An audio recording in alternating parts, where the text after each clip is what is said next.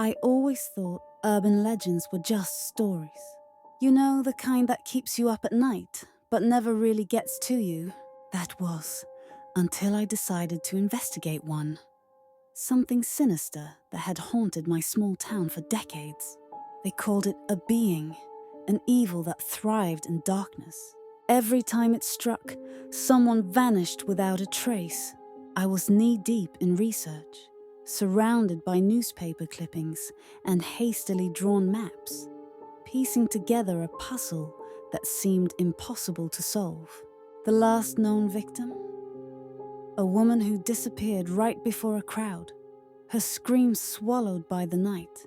I figured if I could dig deep enough, I'd find the truth that had eluded so many before me. So there I was, holed up in a cheap motel room, the wall stained with memories of countless others who probably felt just as curious as I did. Around me, the air was thick with the scent of stale cigarettes and cheap booze. I taped up the articles I'd gathered, connecting the dots with red string. An obsession, perhaps, but one I couldn't shake. As the clock ticked past midnight, I felt a shift in the atmosphere. A whisper, barely audible, slithered through my mind. Olivia. It was my name, but it felt wrong, distorted. I brushed it off as fatigue, but deep down, something stirred. The lights flickered. I told myself it was just the old wiring, but with every flicker, anxiety clawed at my insides. I edged toward the bathroom, my heart pounding like a drum. "Who's there?"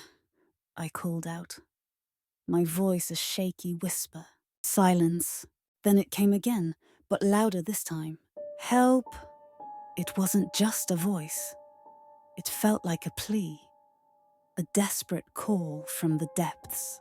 I hesitated, my hand hovering over the doorknob. What if it was a prank? What if it was something worse? I turned the knob, and suddenly, the lights went out completely. My breath hitched as I stood in the darkness, listening to the sounds of something moving, twisting, lurking just beyond the door. A chill crept down my spine as I felt it. An unnatural presence, something that thrived on fear. When the lights flickered back on, I saw it. A dark mass, swirling and shifting as if it were alive.